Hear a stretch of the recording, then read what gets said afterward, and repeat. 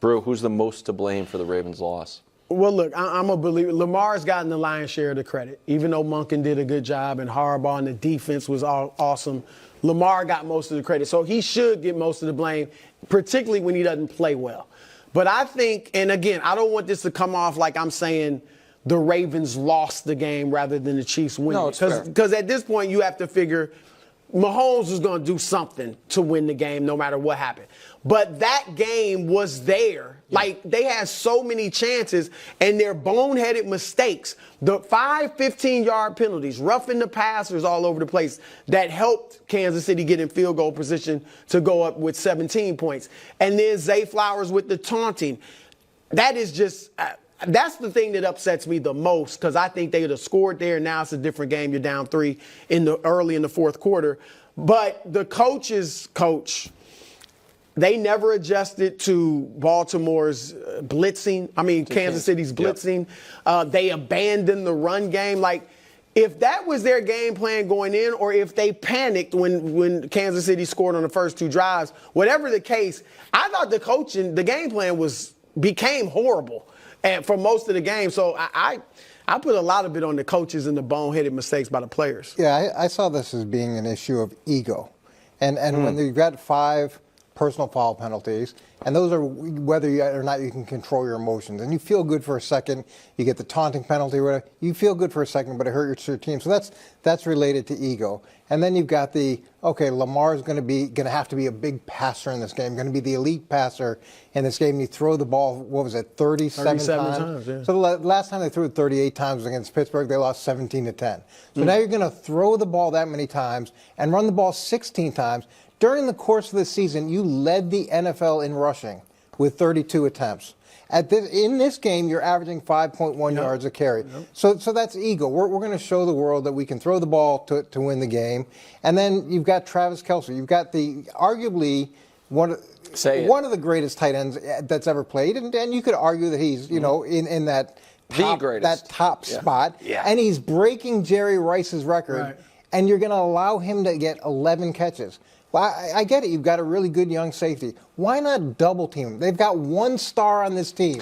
Why not double team him? So, again, that's ego.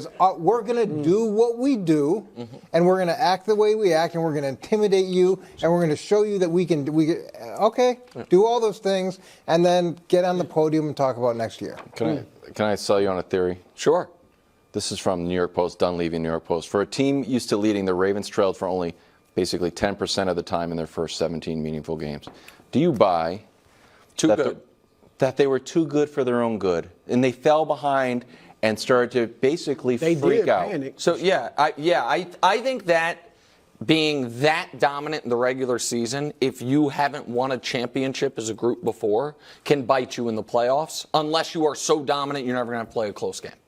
And so I think that if you haven't gone through the fire and you've just been crushing people, I know it's not the same, it's not fair, but it almost reminds you like even some of the great Gonzaga teams, you know what I mean? That they were just crushing people. I know it's different, it's the NFL, and they were beating the best teams. Right. But it's one of the reasons I like the Chiefs in this spot. Was I felt like this is going to be a 3-6 point game, and I trust the Chiefs to execute. Yes. Now, on the question of who's at fault, we do have to be fair in the media. We're going to do a playoff blind reveal, and one of the guys is Lamar.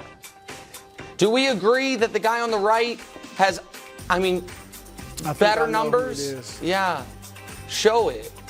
So that guy is known as a regular season only phenom.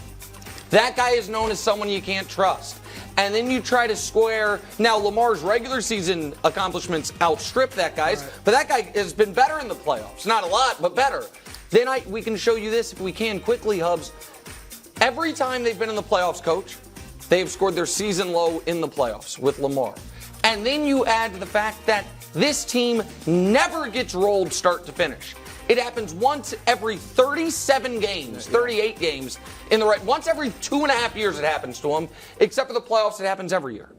That's all those things lead you to believe that something's wrong here. Yeah. And it'd be one thing, in my opinion, if this was just, people are talking about this game today as if it was the Patrick Mahomes master class.